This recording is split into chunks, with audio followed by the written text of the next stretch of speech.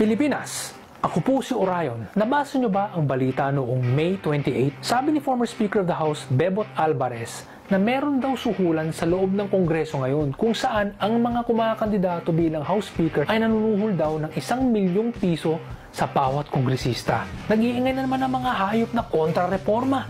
Sabi nila, kung may suhulan daw sa Kongreso ngayon, siguradong magkakaroon pa rin daw ng suhulan kahit nagbago na ang ating sistema. Suhulan daw sa loob ng parliamentary system. Unang-una, hindi uso ang suhulan sa loob ng parliamentary system. Kasi yung nagiging prime minister ay yung mismong leader ng partidong may pinakamaraming miyembro sa loob ng lehislatura. Halos automatic na yan. Posibleng mangyari ang mga sinasabing suhulan na yan sa sistema natin ngayon dahil sa wala tayong strong and well-disciplined political parties. Bakit? Nangyayari ito dahil ang mga kongresista natin ay voted individually base sa kanilang mga pangalan, hindi dahil sa kanilang partido. Kung sino yung sikat o may sikat na apelyido, yun ang madalas na nanalo at halos walang kinalaman ng pagboboto sa kanila doon sa kanilang mga partido.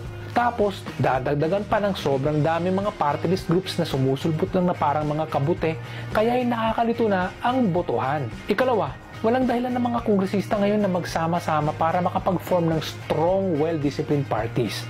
Bakit? Kasi andyan lang sila para gumawa ng batas, wala nang iba. Kaya nga nakakakita tayo ng mga tumutulo na ang laway sa kakatulog eh. So, ano ba ang solusyon natin para dito? E di siyempre, targetin natin ang mga nasabing problema. Una, kung mahihina ang mga parties dahil sa individual at name-based system ng eleksyon ngayon, edi baguhin na natin yan at gawing party-based voting. Hindi na magiging based sa individual ang pagboto ng mga mababatas, kundi nakabase na ang pagboboto sa kanilang mga partido. Kailangan pa ba ng tigwa 1 million para dyan?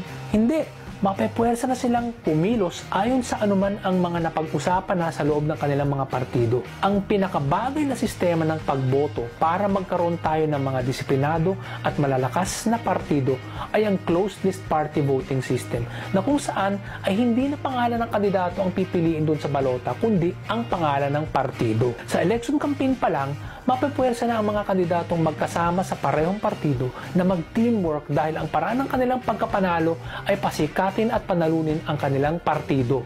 Kung panalo ang kanilang partido, panalo sila. Pero paano natin masisiguro na magti-teamwork pa rin ang mga yan kapag nanalo na sila at nakaupo na sa loob ng batasan? Diyan papasok ang ikalawang solusyon, ang parliamentary system. Sa loob ng parliamentary system, ang mga mababatas ay hindi lang tatakbo para maging tagasulat ng batas. Mga potential cabinet ministers na rin sila para sa gobyerno at may posibilidad din silang maging prime minister.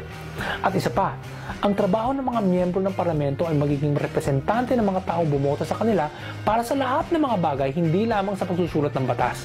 Kumbaga, kasama na rin sa mga inaatupag nila ang mga reklamo ng mga taong bayan tungkol sa ekonomiya, pollution, tubig, traffic, infrastruktura, kuryente at marami pang iba.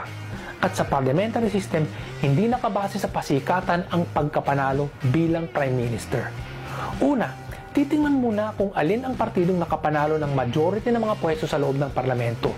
Kung sino man sa loob ng partidong yan ang tinuturing ng mga miyembro bilang pinakamagaling o kaya nararapat na maging leader dahil sa kanyang leadership at organizational skills, siya ang magiging leader ng partido. Kailangan pa ba ng tigwa 1 million para dyan? Hindi. Tsaka isa pa, yung leader ng partido na hindi nanalo bilang majority party sa loob ng batasan, pwede pa rin siyang maging leader of the opposition kung yung partido niya ay yung may pinakamaraming miyembro sa loob ng minority. Kaya kayong mga sinungaling dyan na panayang pagkontra sa mga reforma, tigilan nyo na yan. Pag-imbento nyo ng mga kwento ha, subukan kaya nyong pumunta sa mga bansang pinakamababa ang korupsyon. Makikita nyo na halos lahat ng mga bansang yan ay panay parliamentary system ang gamit. O ayan,